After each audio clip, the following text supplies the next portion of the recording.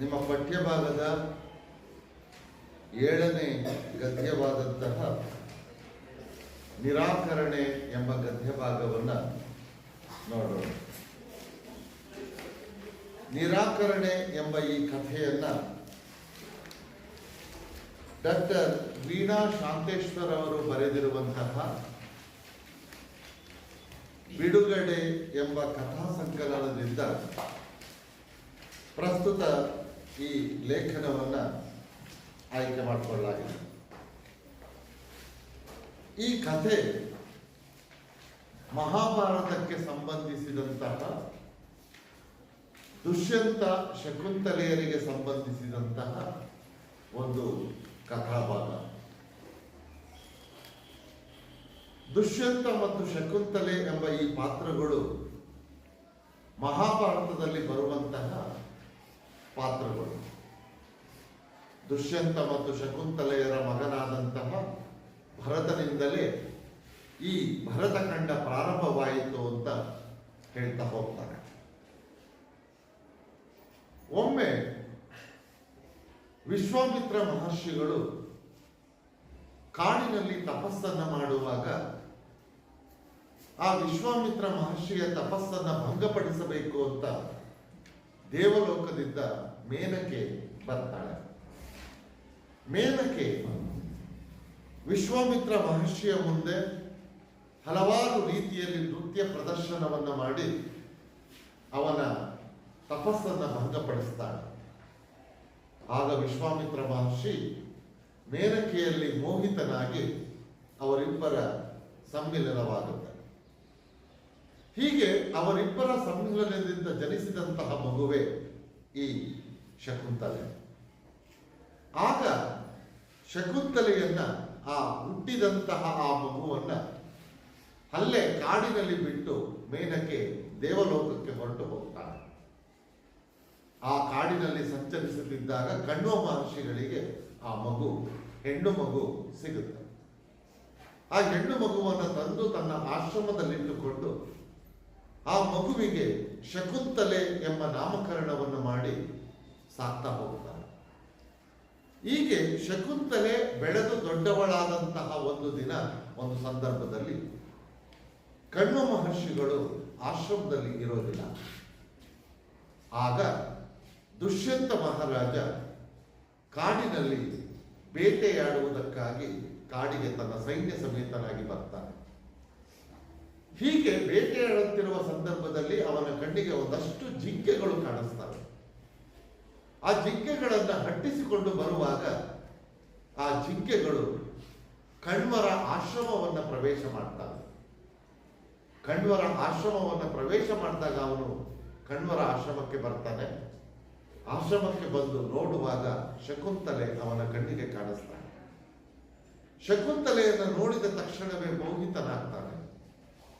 ಅವರಿಬ್ಬರಲ್ಲಿ ಪ್ರೀತಿ ಹುಟ್ಟಿ ಇಬ್ಬರೂ ಕೂಡ ಗಾಂಧರ್ವ ವಿವಾಹವಾಗ್ತಾರೆ. ಹೀಗೆ ಕೆಲವು ಕಾಲ ಅಲ್ಲಿ ಇದ್ದು ದುಷ್ಯಂತ ಮಹಾರಾಜ ಶಕುಂತಲೆಗೆ ಒಂದು ರಾಜಮುದ್ರೆಯುಳ್ಳಂತಹ ಒಂದು ಉಂಗುರವನ್ನು ಕೊಟ್ಟು ಅರಮನೆಗೆ ಹೊರಟು ಹೋಗ್ತಾನೆ. ಹೋಗುವಾಗ ಒಂದು ಮಾತನ್ನು ಹೇಳಿ ಹೋಗ್ತಾನೆ. ನಾನು ಅರಮನೆಗೆ ಹೋಗಿ ನನ್ನ ರಾಜ್ಯದ ಪರಿವಾರದ ಸಮೇತನಾಗಿ ಬಂದು ನಿನ್ನನ್ನು ಗೌರವದಿಂದ ಅರಮನೆಗೆ ಕರೆದುಕೊಂಡು ಹೋಗ್ತೀನಿ ಅಂತ ಹೇಳಿ ಹೋಗಿರ್ತಾನೆ. ಅತ್ತ ದುಷ್ಯಂತ ರಾಜ್ಯಕ್ಕೆ ಹೋದ ಮೇಲೆ ಇಲ್ಲಿ ಶಕುಂತಲೆ ದುಷ್ಯಂತನ ನೆನಪಿನಲ್ಲಿಯೇ ಮುಳುಗಿ ಹೋಗ್ತಾಳೆ. ಎಷ್ಟರ ಮಟ್ಟಿಗೆ ಅಂದ್ರೆ ಮೈ ಮರೆತು ಅವನ ನೆನಪಿನಲ್ಲಿ ಕಾಲ ಕಳೆಯುವುದಕ್ಕೆ ಶುರು ಮಾಡ್ತಾಳೆ. ಹೀಗಿರುವಂತಹ ಸಂದರ್ಭದಲ್ಲಿ ಒಂದು ದಿವಸ ದೂರ್ವಾಸ ಮುನಿಗಳು ಅಲ್ಲಿಗೆ ಬರ್ತಾರೆ. ಶಕುಂತಲೆಯ ಮುಂದೆ ನಿಂತು ಭವತಿ ಭಿಕ್ಷಾಂದೇಹಿ ಅಂತ ಕೇಳ್ತಾರೆ. ಶಕುಂತಲೆಗೆ ಪ್ರಜ್ಞೆ ಇಲ್ಲ, ಮೈಮರೆತು ಬಿಟ್ಟಿದ್ದಾರೆ. 3-4 ಬಾರಿ ಕೇಳ್ತಾರೆ. ಎಷ್ಟು ಕೇಳಿದರೂ ಕೂಡ ಅವರ ಕಡೆಗೆ ಗಮನ ಕೊಡೋದಿಲ್ಲ. ಆಗ ದೂರ್ವಾಸ ಮುನಿಗಳು ಸಿಟ್ಟಿನಿಂದ ಒಂದು ಶಾಪ ಕೊಡ್ತಾರೆ. ಯಾರ ನೆನಪಿನಲ್ಲಿ ನೀನು ಕಾಲ ಕಳೆಯುತ್ತಿದ್ದೀಯೋ ಆ ವ್ಯಕ್ತಿ ನಿನ್ನನ್ನು ಮರೆತು ಹೋಗ್ಲಿ. ಆಗ ಶಕುಂತಲೆಗೆ ಎಚ್ಚರ ಆಗುತ್ತೆ, ಮಾಡಿದ ತಪ್ಪಿಗೆ ಕ್ಷಮೆಯನ್ನು ಕೇಳ್ತಾನೆ. ಆಗ ಶಾಪ ವಿಮೋಚನೆಯ ಪರಿಹಾರವನ್ನು ತಿಳಿಸ್ತಾನೆ. ಅವನು ಕೊಟ್ಟಿರುವಂತಹ ವಸ್ತುವನ್ನ ಅವನು ಮತ್ತೆ ನೋಡಿದ್ರೆ ಅವನಿಗೆ ನಿನ್ನ ಎಲ್ಲ ವಿಷಯಗಳು ನೆನಪಿಗೆ ಬರ್ತಾವೆ ಅಂತ ಹೇಳಿ ಹೊರಟು ಹೋಗ್ತಾನೆ. ಇದಾದ ಮೇಲೆ ಕಣ್ವ ಮಹರ್ಷಿಗಳು ಆಶ್ರಮಕ್ಕೆ ಬರ್ತಾರೆ. ಆಶ್ರಮಕ್ಕೆ ಬಂದಾಗ ಶಕುಂತಲೆ ಮದುವೆಯಾಗಿರುವ ವಿಷಯ ತಿಳಿಯುತ್ತೆ. ಜೊತೆಗೆ ಶಕುಂತಲೆ ಗರ್ಭಿಣಿಯೂ ಸಹ ಆಗಿರ್ತಾಳೆ. ಗರ್ಭಿಣಿಯಾಗಿರುವಂತಹ ಶಕುಂತಲೆಯನ್ನ ಕಣ್ವ ಮಹರ್ಷಿಗಳು ದುಷ್ಯಂತನ ಬಳಿಗೆ ತನ್ನ ಆಶ್ರಮ ನಿವಾಸಿಗಳ ಜೊತೆಯಲ್ಲಿ ಕಳುಹಿಸಿಕೊಡ್ತಾನೆ. ಹೀಗೆ ಹೋಗುವಾಗ ದಾರಿ ಮಧ್ಯದಲ್ಲಿ ಗಂಗಾ ನದಿಯನ್ನು ದಾಟುವಂತಹ ಪ್ರಸಂಗ ಬರುತ್ತೆ. ಗಂಗಾ ನದಿಯನ್ನ ದೋಣಿಯಲ್ಲಿ ದಾಟುವಾಗ ಶಕುಂತಲೆ ದುಷ್ಯಂತನ ನೆನಪಿನಲ್ಲಿ ಆ ಗಂಗಾ ನದಿಯ ನೀರಿನಲ್ಲಿ ಕೈಯನ್ನು ಆಡಿಸುತ್ತಾ ಇರ್ತಾನೆ. ಹೀಗಿರುವಾಗ ಅವಳ ಕೈಯಲ್ಲಿದ್ದಂತಹ ಉಂಗುರ ಕಳಚಿ ಬಿದ್ದೋಗುತ್ತೆ. ಆ ಉಂಗುರವನ್ನ ಒಂದು ಮೀನು ನುಂಗುತ್ತೆ. ಹೀಗೆ ಇವರು ಹೊಳೆಯನ್ನು ದಾಟ್ತಾರೆ. ದಾಟಿ ದುಷ್ಯಂತನ ಬಳಿಗೆ ಹೋಗ್ತಾರೆ. ದುಷ್ಯಂತನ ಬಳಿಗೆ ಹೋಗಿ ದುಷ್ಯಂತನಲ್ಲಿ ತನ್ನೆಲ್ಲ ಪರಿಚಯವನ್ನು ಹೇಳ್ಕೊಳ್ತಾನೆ. ಎಷ್ಟು ಹೇಳಿಕೊಂಡ್ರೂ ಕೂಡ ಶಕುಂತಲೆಯ ಒಂದೇ ಒಂದು ನೆನಪುಗಳು ದುಷ್ಯಂತನಿಗೆ ಬರೋದಿಲ್ಲ. ಆಗ ಶಕುಂತಲೆ, ನೀನು ಕೊಟ್ಟಂತಹ ಈ ಉಂಗುರವೂ ಕೂಡ ನಿನಗೆ ನೆನಪಿಲ್ವೇ ಅಂತ ಕೈಯನ್ನು ತೋರಿಸ್ತಾಳೆ. ಕೈಯಲ್ಲಿ ಉಂಗುರ ಇರೋದಿಲ್ಲ. ಆಗ ದುಷ್ಯಂತ ಸಂಪೂರ್ಣವಾಗಿ ಶಕುಂತಲೆಯನ್ನು ತಿರಸ್ಕರಿಸ್ತಾನೆ. ಆಗ ಆಶ್ರಮ ನಿವಾಸಿಗಳು ಕೂಡ ಶಕುಂತಲೆಯನ್ನು ಅಲ್ಲೇ ಬಿಟ್ಟು ತಮ್ಮ ಆಶ್ರಮಕ್ಕೆ ಹೊರಟು ಹೋಗ್ತಾರೆ. ಅವರು ಮರಳಿ ಕಣ್ವರ ಆಶ್ರಮಕ್ಕೆ ಕರೆದುಕೊಂಡು ಹೋಗೋದಿಲ್ಲ. ನಮ್ಮನ್ನ ಬಿಟ್ಟು ಬಾ ಅಂತ ಹೇಳಿದ್ದಾರೆ, ಹಾಗಾಗಿ ನಾವು ಬಿಟ್ಟು ಬರುವ ಕೆಲಸವನ್ನು ಅಷ್ಟೇ ಮಾಡ್ತೇವೆ, ಕರೆದುಕೊಂಡು ಹೋಗೋದಿಲ್ಲ. ಆಗ ಆ ಶಕುಂತಲೆ ಮಾರೀಚ ಅನ್ನುವ ಮಹರ್ಷಿಗಳ ಆಶ್ರಮಕ್ಕೆ ಹೋಗ್ತಾಳೆ. ಮಾರೀಚ ಆಶ್ರಮದಲ್ಲಿ ಕಾಲವನ್ನು ಕಳೀತಾ ಇರ್ತಾಳೆ. ಹೀಗೆ ನವಮಾಸಗಳು ತುಂಬುತ್ತೆ. ಜನ್ಮವನ್ನು ಕೊಡ್ತಾಳೆ. ಆಗ ಒಂದು ಗಂಡು ಮಗು ಜನನವಾಗುತ್ತೆ. ಗಂಡು ಮಗುವಿಗೆ ಶಕುಂತಲೆ ಜನ್ಮವನ್ನು ಕೊಡ್ತಾಳೆ. ಆ ಮಗು ಬೆಳೆದು ಒಂದು 5-6 ವರ್ಷದ ಮಗುವಾಗಿದ್ದಾಗ ಈ ಉಂಗುರವನ್ನ ಮೀನು ನುಂಗಿತ್ತಲ್ಲ, ಆ ಮೀನು ಒಬ್ಬ ಬೆಸ್ತನ ಕೈಗೆ ಸಿಗುತ್ತೆ. ಬೆಸ್ತ ಆ ಮೀನಿಡಿಯುವ ಸಂದರ್ಭದಲ್ಲಿ ಆ ಬೆಸ್ತನಿಗೆ ಸಿಗುತ್ತೆ. ಆ ಮೀನನ್ನು ತೆಗೆದುಕೊಂಡು ಹೋಗಿ ಮನೆಯಲ್ಲಿ ಕತ್ತರಿಸಿದಾಗ ರಾಜಮುದ್ರೆಯುಳ್ಳಂತಹ ಉಂಗುರ ಸಿಗುತ್ತೆ. ಆ ಉಂಗುರವನ್ನು ನೋಡಿ ಭಯಭೀತನಾದಂತಹ ಆ ಬೆಸ್ತ ರಾಜನಿಗೆ ಹೋಗಿ ಉಂಗುರವನ್ನು ತಲುಪಿಸ್ತಾನೆ. ಆಗ ರಾಜನಿಗೆ ಶಕುಂತಲೆಯ ಎಲ್ಲ ನೆನಪುಗಳು ಕೂಡ ಮರುಕಳಿಸ್ತಾರೆ. ಆಗ ಶಕುಂತಲೆಯನ್ನು ಹುಡುಕಿಕೊಂಡು ಬರ್ತಾನೆ. ಶಕುಂತಲೆಯನ್ನು ಹುಡುಕಿಕೊಂಡು ಮಾರೀಚ ಮಹರ್ಷಿಗಳ ಆಶ್ರಮಕ್ಕೆ ಬರ್ತಾನೆ. ಅವರು ಬಂದಾಗ ದುಷ್ಯಂತನ ಮಗನಾದಂತಹ ಭರತ ಕುಮಾರ ಆಶ್ರಮದಲ್ಲಿ ಆಟ ಆಡ್ತಿರ್ತಾನೆ. ಆ ಸಂದರ್ಭದಲ್ಲಿ ಮಾರೀಚ ಮಹರ್ಷಿಗಳು ಈ ಭರತನಿಗೆ ಒಂದು ರಕ್ಷಾಕರಂಡಕ ಅಥವಾ ಅಪರಾಜಿತ ಬಳ್ಳಿ, ಆ ಅಪರಾಜಿತ ಬಳ್ಳಿಯನ್ನ ಭರತ ಕುಮಾರನಿಗೆ ತೋಳಿಗೆ ಕಟ್ಟಿರ್ತಾರೆ. ಅದರ ಒಂದು ವಿಶೇಷತೆ ಏನು ಅಂದ್ರೆ, ತಂದೆ ತಾಯಿಯರನ್ನು ಹೊರತುಪಡಿಸಿ ಬೇರೆ ಯಾರೇ ಮುಟ್ಟಿದ್ರೂ ಕೂಡ ಆ ಅಪರಾಜಿತ ಬಳ್ಳಿ ಹಾವಾಗಿ ಕಚ್ಚುತ್ತೆ. ಇದೇ ಅದರ ವಿಶೇಷತೆ. ಅಂತಹ ಒಂದು ಬಳ್ಳಿಯನ್ನ ಈ ಮಾರೀಚ ಮಹರ್ಷಿಗಳು ಭರತನಿಗೆ ಕಟ್ಟಿರ್ತಾನೆ. ಭರತ ಆಶ್ರಮದಲ್ಲಿ ಆಟ ಆಡ್ತಾ ಇರ್ತಾನೆ. ಆಟ ಆಡುತ್ತಿರುವ ಸಂದರ್ಭದಲ್ಲಿ ಅವನ ತೋಳಿಗೆ ಕಟ್ಟಿರುವಂತಹ ಆ ಅಪರಾಜಿತ ಬಳ್ಳಿ ಕಳಚಿಕೊಂಡು ಕೆಳಗಿದ್ದೋಗುತ್ತೆ. ಅದೇ ಸಮಯಕ್ಕೆ ದುಷ್ಯಂತನು ಕೂಡ ಪ್ರವೇಶವನ್ನು ಮಾಡ್ತಾನೆ. ಕಳಚಿ ಬಿದ್ದಂತಹ ಆ ಅಪರಾಜಿತ ಬಳ್ಳಿಯನ್ನ ಕೈಯಲ್ಲಿ ಎತ್ಕೊಂಡು ಅದನ್ನು ಮತ್ತೆ ಭರತನಿಗೆ ಕಟ್ತಾನೆ. ಹೀಗೆ ಭರತನಿಗೆ ಆ ಅಪರಾಜಿತ ಬಳ್ಳಿಯನ್ನು ಕಟ್ಟುತ್ತಿರುವಂತಹ ಸಂದರ್ಭವನ್ನ ನೋಡಿದಂತಹ ಶಕುಂತಲೆಯ ಸಖಿಯರು ಓಡಿ ಹೋಗಿ ಶಕುಂತಲೆಗೆ ವಿಷಯವನ್ನ ಮುಟ್ಟಿಸ್ತಾರೆ. ನಿನ್ನ ದುಷ್ಯಂತ ಬಂದಿದ್ದಾನೆ, ಅವನ ಬರುವಿಕೆಗಾಗಿ ನೀನು ತಪಸ್ಸನ್ನ ಮಾಡ್ತಾ ಇದೆಯಲ್ಲ, ಆ ದಿನ ಬಂದೇ ಬಿಡ್ತು, ಅವನು ಬಂದಿದ್ದಾನೆ, ಬಾ ಅಂತ ವಿಷಯವನ್ನ ಮುಟ್ಟಿಸ್ತಾನೆ. ಅಲ್ಲಿಂದ ನಿಮ್ಮ ಈ ಕಥಾಭಾಗ ಪ್ರಾರಂಭ ಆಗಿದೆ. ಇಲ್ಲಿ ಸ್ವಲ್ಪ ಬದಲಾವಣೆ ಇದೆ. ಪುರಾಣದ ಈ ಕಥೆಯನ್ನ ಪುರಾಣದಲ್ಲಿ ಇಂತಹ ಸಂದರ್ಭ ಬಂದಾಗ ಶಕುಂತಲೆ ದುಷ್ಯಂತನ ಬಳಿಗೆ ಓಡಿ ಬರ್ತಾಳೆ.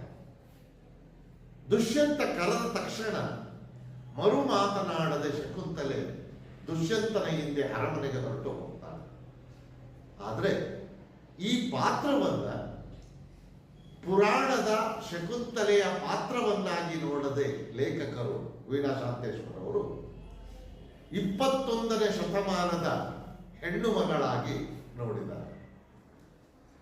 ಈ ಶಕುಂತಲೆ 21ನೇ ಶತಮಾನದ ಹೆಣ್ಣು ಮಗಳಾಗಿದ್ರೆ ಇವತ್ತಿನ ಹೆಣ್ಣು ಮಗಳು ವಿದ್ಯಾವಂತಳಾಗಿದ್ದಾಳೆ, ಸಮಾನತೆಯ ಸಮಾಜದಲ್ಲಿ ಬದುಕ್ತಿದ್ದಾಳೆ, ವೈಚಾರಿಕ ಭಾವನೆಯನ್ನು ಹೊಂದಿದ್ದಾಳೆ. ಇಂತಹ ಹೆಣ್ಣು ಮಗಳಾಗಿದ್ರೆ ಅಂದ್ರೆ ಇವತ್ತಿನ ಸಮಾಜದ ಒಬ್ಬ ಹೆಣ್ಣು ಮಗಳಾಗಿದ್ರೆ ಶಕುಂತಲೆ ದುಷ್ಯಂತ ಕರೆದ ಮಾತಿಗೆ ಒಪ್ಪಿಗೆಯನ್ನು ಕೊಡ್ತಿದ್ಲ, ಒಪ್ಪಿಕೊಂಡು ಅವರ ಹಿಂದೆ ಹೋಗ್ತಿದ್ಲ ಅನ್ನುವುದನ್ನೇ ತಿಳಿಸುತ್ತದೆ ಈ ಕತೆ ನಿರಾಕರಣೆ. ಅಂದ್ರೆ ಇವಳು ಪುರಾಣದ ಹೆಣ್ಣು ಮಗಳಲ್ಲ, ಪ್ರಾಚೀನ ಕಾಲದ ಹೆಣ್ಣು ಮಗಳಲ್ಲ, ಇವತ್ತಿನ ಕಾಲದ ವೈಚಾರಿಕತೆಯನ್ನು ಹೊಂದಿದ ವಿದ್ಯಾವಂತಳಾದಂತಹ ಎಲ್ಲವನ್ನ ವಿವೇಚನೆಯಿಂದ ಬುದ್ಧಿವಂತಿಕೆಯಿಂದ ನೋಡುವಂತಹ ಹೆಣ್ಣು ಮಗಳು. ಇವತ್ತಿನ ಹೆಣ್ಣು ಮಗಳಿಗೆ ಇಂಥದ್ದೊಂದು ಪ್ರಸಂಗ ಒದಗಿ ಬಂದಿದ್ರೆ ಅವಳು ಆ ಸನ್ನಿವೇಶವನ್ನ ಹೇಗೆ ನೋಡ್ತಿದ್ಲು ಅನ್ನುವುದನ್ನ ಇವತ್ತಿನ ಹೆಣ್ಣು ಮಗಳ ಹಿನ್ನೆಲೆಯಲ್ಲಿ ಪ್ರಸ್ತುತ ಈ ಕಥೆಯನ್ನ ಡಾಕ್ಟರ್ ವೀಣಾ ಶಾಂತೇಶ್ವರ್ ಅವರು ಹೇಳುವಂತಹ ಪ್ರಯತ್ನವನ್ನ ಮಾಡಿದ್ದಾರೆ. ಇಲ್ಲಿ ಶಕುಂತಲೆ ಈ ಕಥೆಯ ಕೊನೆಯವರೆಗೂ ಮಾತನಾಡೋದಿಲ್ಲ, ಅದೇ ವಿಶೇಷತೆ. ಈ ಕಥೆಯ ಕೊನೆಯವರೆಗೂ ಮಾತನಾಡೋದಿಲ್ಲ. ಆದರೆ ಅವಳು ಮಾತನಾಡೋದಿಲ್ಲ ಅಂತಲ್ಲ, ಅವಳ ಮನಸ್ಸು ಮಾತನಾಡ್ತಿರುತ್ತೆ. ಅವಳ ಮನಸ್ಸಿನಲ್ಲಿ ಯಾವ ರೀತಿಯ ಯೋಚನೆಗಳು ಹುಟ್ಟಬಹುದು, ಒಬ್ಬ ಹೆಣ್ಣು ಮಗಳು ಯಾವ ರೀತಿಯಲ್ಲಿ ಯೋಚಿಸಬಹುದು ಅನ್ನುವ ಹಿನ್ನೆಲೆಯಲ್ಲಿ ಒಂದು ಹೆಣ್ಣಿನ ಒಳ ಮನಸ್ಸಿನಲ್ಲಿರುವಂತಹ ವಿಚಾರಗಳನ್ನ ಇಲ್ಲಿ ಲೇಖಕಿ ಪ್ರಸ್ತುತಪಡಿಸುವಂತಹ ಪ್ರಯತ್ನವನ್ನ ಮಾಡ್ತಾ ಹೋಗ್ತಾರೆ. ಈಗ ಕಥೆಯನ್ನ ನೋಡ್ತಾ ಹೋಗೋಣ. ಈಗ ದುಷ್ಯಂತ ಬಂದಿದ್ದಾನೆ. ಭರತನ ಕೈಯಲ್ಲಿದ್ದಂತಹ ಕರಂಡಕ ಕೆಳಗೆ ಬಿದ್ದಿದೆ. ಅದನ್ನು ಎತ್ತಿ ಭರತನ ಕೈಗೆ ಕಟ್ತಾ ಇದ್ದಾನೆ. ಈ ಒಂದು ದೃಶ್ಯವನ್ನ ಶಕುಂತಲೆಯ ಸಖಿಯರು ನೋಡಿದ್ದಾರೆ. ಸಖಿಯರು ಶಕುಂತಲೆಗೆ ಹೋಗಿ ವಿಷಯವನ್ನ ಮುಟ್ಟಿಸಿದ್ದಾರೆ. ಆ ವಿಷಯವನ್ನ ಮುಟ್ಟಿಸಿದಾಗ ಶಕುಂತಲೆ ಹೇಗೆ ಪ್ರತಿಕ್ರಿಯಿಸ್ತಾಳೆ, ಹೇಗೆ ಅವರ ಮಾತಿಗೆ ಸ್ಪಂದಿಸ್ತಾಳೆ ಅನ್ನುವುದನ್ನ ನಾವು ನೋಡ್ತಾ ಹೋಗ್ಬೋದು. ಶಕುಂತಲೆಗೆ ವಿಷಯವನ್ನ ಮುಟ್ಟಿಸಿದಂತಹ ಆ ಸಂದರ್ಭದಲ್ಲಿ ಅವಳ ಮನಸ್ಸು ಹೀಗೆ ಚಿಂತನೆಯನ್ನ ಮಾಡುತ್ತೆ. ಹೌದೇ, ಇದು ನಿಜವೇ? ಆರ್ಯಪುತ್ರನು ನಿಜವಾಗಿಯೂ ನಾನಿದ್ದಲ್ಲಿಗೆ ಬಂದಿರುವನೇ? ನನ್ನನ್ನು ಕಾಣಲೆಂದು, ತನ್ನೊಂದಿಗೆ ಕರೆದೊಯ್ಯಲೆಂದು ಬಂದಿರುವನೇ? ಬಂದಿರುವವನು ನಿಜವಾಗಿಯೂ ಮಹಾರಾಜ ದುಷ್ಯಂತನೇ? ಅಥವಾ ಯಾವುದನ್ನು ನಿರ್ಧರಿಸಲಾಗದಂತಹ ಪರಿಸ್ಥಿತಿಯಲ್ಲಿ ಶಕುಂತಲೆ ನಿಂತುಕೊಳ್ತಾಳೆ. ಅವಳಿಗೆ ಅನುಮಾನ, ಇಷ್ಟು ವರ್ಷಗಳಿಂದ ಬರದೇ ಇರುವಂತಹ ದುಷ್ಯಂತ ಈಗ ಬರುವುದಕ್ಕೆ ಹೇಗೆ ಸಾಧ್ಯ? ಯಾವತ್ತೂ ಒಬ್ಬ ರಾಜ ಸಾಮಾನ್ಯವಾದಂತಹ ವ್ಯಕ್ತಿಗಳ ಬಳಿಗೆ ಬರೋದಿಲ್ಲ. ಆ ಸಾಮಾನ್ಯವಾದ ವ್ಯಕ್ತಿಗಳನ್ನೇ ತನ್ನ ಬಳಿಗೆ ಕರೆಸ್ಕೊಳ್ತಾನೆ. ಒಂದು ವೇಳೆ ರಾಜನಿಗೆ ನನ್ನ ನೆನಪು ಬಂದಿದ್ರು ಕೂಡ ಅವನು ನನ್ನನ್ನ ತನ್ನ ಬಳಿಗೆ ಕರೆಸ್ಕೊಳ್ಬಹುದಿತ್ತಲ್ಲ. ರಾಜನೇ ನನ್ನನ್ನು ಹುಡುಕಿಕೊಂಡು ಬಂದಿದ್ದಾನೆ ಅನ್ನುವಂತಹ ಈ ಮಾತನ್ನ ನಂಬುವುದಾದ್ರೂ ಹೇಗೆ? ಶಕುಂತಲೆಗೆ ಇಲ್ಲಿ ನಂಬುವುದಕ್ಕೆ ಸಾಧ್ಯವಾಗ್ತಾ ಇಲ್ಲ. ಆ ಸಖಿಯರು ಗೆಳತಿಯರು ಹೇಳಿದ ಮಾತಿಗೆ ಅವಳ ಪ್ರತಿಕ್ರಿಯೆ, ಹೌದೇ, ಬಂದಿರುವುದು ನಿಜವಾಗಿಯೂ ದುಷ್ಯಂತನೇ? ನೀನು ಹೇಳುತ್ತಿರುವಂತಹ ಈ ಮಾತು ನಿಜವೇ? ಆ ದುಷ್ಯಂತ ಮಹಾರಾಜ ನನ್ನನ್ನ ಕರೆದುಕೊಂಡು ಹೋಗುವುದಕ್ಕಾಗಿ ನಾನಿದ್ದಲ್ಲಿಗೆ, ಯಾಕೆಂದ್ರೆ ಮಹಾರಾಜರು ಯಾವತ್ತೂ ಕೂಡ ಸಾಮಾನ್ಯವಾದ ವ್ಯಕ್ತಿಗಳು ಇರುವ ಜಾಗಕ್ಕೆ ಬರೋದಿಲ್ಲ. ಸಾಮಾನ್ಯವಾದ ವ್ಯಕ್ತಿಗಳನ್ನ ತನ್ನ ಬಳಿಗೆ ಕರೆದುಕೊಳ್ತಾರೆ. ಅದು ಅವಳಿಗೆ ಅನುಮಾನ. ನಾನಿದ್ದಲ್ಲಿಗೆ ಬಂದಿರುವನೇ, ಅದು ನನ್ನನ್ನು ನೋಡುವುದಕ್ಕಾಗಿ, ನನ್ನನ್ನ ಜೊತೆಯಲ್ಲಿ ಕರೆದುಕೊಂಡು ಹೋಗುವುದಕ್ಕಾಗಿ ಬಂದಿರುವವರು ನಿಜವಾಗಿಯೂ ಮಹಾರಾಜನೇ, ಮಹಾರಾಜ ದುಷ್ಯಂತನೇ, ಮಹಾರಾಜ ದುಷ್ಯಂತ ಬಂದಿದ್ದಾನೆ ಎನ್ನುವಂತಹ ಮಾತನ್ನ ಶಕುಂತಲೆಯ ಮನಸ್ಸು ನಂಬುವುದಕ್ಕೆ ಸಾಧ್ಯವಾಗ್ತಾ ಇಲ್ಲ. ಯಾಕೆಂದ್ರೆ ಇಷ್ಟು ವರ್ಷಗಳಿಂದ ಬರದೇ ಇರುವಂತಹ ದುಷ್ಯಂತ ಮಹಾರಾಜ ಇವತ್ತು ಬಂದಿದ್ದಾನೆ ಅಂದ್ರೆ ಅದನ್ನು ನಂಬುವುದಾದ್ರೂ ಹೇಗೆ? ತುಂಬಿದ ರಾಜಸಭೆಯಲ್ಲಿ ತಿರಸ್ಕರಿಸಿದಂತಹ ದುಷ್ಯಂತ, ನೀನ್ಯಾರೋ ಗೊತ್ತಿಲ್ಲ ಎಂದು ಹೇಳಿದಂತಹ ದುಷ್ಯಂತ ಇವತ್ತು ಅವನಾಗಿಯೇ ಹುಡುಕಿ ಬಂದಿದ್ದಾನೆ ಅಂದ್ರೆ ಶಕುಂತಲೆಗೆ ಅದು ನಂಬುವುದಕ್ಕೆ ಸಾಧ್ಯವಿಲ್ಲದಂತಹ ಮಾತು ಅಂದ್ಕೊಳ್ತಾಳೆ. ಅಥವಾ ಬೇರೆ ಇನ್ಯಾರೋ ಆಗಿರಬಹುದೇ, ಅಥವಾ ಇದು ನನ್ನ ಕನಸಿರಬಹುದೇ, ಹೇಗೆಲ್ಲ ಯೋಚನೆ ಮಾಡ್ತಾಳೆ. ಹೇಗೆ ಯೋಚನೆ ಮಾಡಿದರೂ ಕೂಡ ದುಷ್ಯಂತ ಬಂದಿದ್ದಾನೆ ಅನ್ನುವಂತಹ ಮಾತನ್ನು ಒಪ್ಪಿಕೊಳ್ಳುವುದಕ್ಕೆ ಮಾತ್ರ ಅವಳಿಂದ ಸಾಧ್ಯವಾಗ್ತಾ ಇಲ್ಲ. ಹಲವು ವರ್ಷಗಳಿಂದ ರಾತ್ರಿ ಹಗಲೆನ್ನದೆ ಹವಾಮಾನದ ಅಗ್ನಿಯಲ್ಲಿ ಬೇಯುತ್ತಿರುವ ನಿರೀಕ್ಷೆಯ ನೋವಿನಲ್ಲಿ ನಲುಗುತ್ತಿರುವ ತನ್ನದೇ ತಪ್ತ ಮನಸ್ಸಿನ ಹಳಬಡ್ಡವೇ ಇದು. ತಪ್ತ ಮನಸ್ಸು ಅಂದ್ರೆ ನೋವಿನ ಮನಸ್ಸು, ನೋವುಂಡಂತಹ ಮನಸ್ಸು. ಹಳಬಡ್ಡ ಅಂದ್ರೆ ಹಂಬಲ, ಆಸೆ. ಬಹುಶಃ ಇಷ್ಟು ವರ್ಷಗಳಿಂದ ರಾತ್ರಿ ಹಗಲೆನ್ನದೆ ಚಿಂತೆ ಮಾಡದ ಸಮಯವೇ ಇಲ್ಲ. ಎಲ್ಲಾ ಸಮಯದಲ್ಲಿಯೂ ಕೂಡ ಶಕುಂತಲೆ ಚಿಂತೆ ಮಾಡುತ್ತಲೇ ಕಾಲ ಕಳೆದಿದ್ದಾಳೆ. ಅವಮಾನದ ಹತ್ತಿಯಲ್ಲಿ ಬೆಂದಿದ್ದಾಳೆ. 21ನೇ ಶತಮಾನದಲ್ಲಿ ಗಂಡನಿಂದ ದೂರವಾದಂತಹ ಒಬ್ಬ ಹೆಣ್ಣು ಮಗಳು ಹಲವಾರು ರೀತಿಯ ಅವಮಾನಗಳನ್ನ, ಹಲವಾರು ಜನಗಳ ನಿಂದನೆಗೆ ಒಳಗಾಗಿ ಅವಮಾನದ ಮಾತುಗಳನ್ನು ಕೇಳಿಸಿಕೊಳ್ಬೇಕಾಗುತ್ತೆ. ಅಂತಹ ಪರಿಸ್ಥಿತಿ ಶಕುಂತಲೆ ಅನುಭವಿಸಿದ್ದಾಳೆ. ಹಾಗಾಗಿ ಅವಮಾನದ ಅಗ್ನಿಯಲ್ಲಿ ಬೆಂದಿರುವಂತಹ ನಿರೀಕ್ಷೆಯ ನೋವಿನಲ್ಲಿ, ನಿರೀಕ್ಷೆ, ಯಾರ ನಿರೀಕ್ಷೆ? ದುಷ್ಯಂತನ ನಿರೀಕ್ಷೆ. ಇವತ್ತಲ್ಲ ನಾಳೆ ಬರಬಹುದು, ಬಂದು ನನ್ನನ್ನು ಅರಮನೆಗೆ ಕರೆದೊಯ್ಯಬಹುದು, ದುಷ್ಯಂತನಿಗೆ ನೆನಪು ಬರಬಹುದು ಅಂತ ನೋವು ಉಣ್ಣುತ್ತಲೇ ಕಾಲ ಕಳೆಯುತ್ತಿರುವ ನೊಂದಿರುವಂತಹ ಮನಸ್ಸಿನ ಆಸೆ ಇರಬಹುದೇ ಅಂದ್ಕೊಳ್ತಾರೆ. ಇದ್ದರೂ ಇದ್ದಿದ್ದು ಅಂದು ರಾಜಸಭೆಯಲ್ಲಿ ಎಲ್ಲರೆದುರು ದುಷ್ಯಂತನಿಂದ ತಿರಸ್ಕೃತಳಾಗಿ ಹೊರಟು ಬಂದಂದಿನಿಂದ ಇಲ್ಲಿಯವರೆಗೆ ತಾನು ಅನುಭವಿಸಿದ ಯಾತನೆಗೆ ಎಣೆಯುಂಟೆ? ಸಮ ಇದೆಯೇ ಅಂತ ಇವಳು ಯಾವುದಕ್ಕೂ ಸಮವಿಲ್ಲದಂತಹ ನೋವನ್ನ, ಎಲ್ಲವನ್ನ ಮೀರಿದಂತಹ ನೋವನ್ನ ಅನುಭವಿಸಿದ್ದಾಳೆ. ಯಾವತ್ತು ಅರಮನೆಯಲ್ಲಿ ದುಷ್ಯಂತ ಮಹಾರಾಜನಿಂದ ತಿರಸ್ಕಾರಕ್ಕೆ ಒಳಗಾದೋ ಅವತ್ತಿನಿಂದ ಇವತ್ತಿನವರೆಗೂ ಶಕುಂತಲೆಯ ಬದುಕು ನೋವಿನಲ್ಲಿಯೇ, ದುಃಖದಲ್ಲಿಯೇ, ಸಂಕಟದಲ್ಲಿಯೇ ಕಳೆದಿರುವಂತಹ ಬದುಕು. ಹಾಗಾಗಿ ಯಾವುದಕ್ಕೂ ಸಮವಲ್ಲದ, ಎಲ್ಲವನ್ನ ಮೀರಿದಂತಹ ನೋವುಗಳನ್ನ, ಒಂಟಿಯಾದಂತಹ ಬದುಕನ್ನ ಶಕುಂತಲೆ ಅನುಭವಿಸಿಕೊಂಡು ಬಂದಿದ್ದಾಳೆ. ಹಾಗಾಗಿ ಈ ಸಂಕಟವನ್ನ ಅನುಭವಿಸುವಂತಹ ಬಹುತೇಕ ಸಂದರ್ಭಗಳಲ್ಲಿ ಕೆಲವು ಕೆಟ್ಟ ಯೋಚನೆಗಳನ್ನು ಶಕುಂತಲೆ ಮಾಡಿದ್ದಾಳೆ. ಅದೇನಿರಬಹುದು? ಅನೇಕ ಸಲ ಇಲ್ಲ, ಇನ್ನಿದನ್ನು ಸಹಿಸುವುದು ಅಸಾಧ್ಯ ಅನ್ನಿಸಿ ಮನಸ್ಸು ಕೆಟ್ಟ ಯೋಚನೆಗಳನ್ನು ಮಾಡಿದ್ದಿದೆ.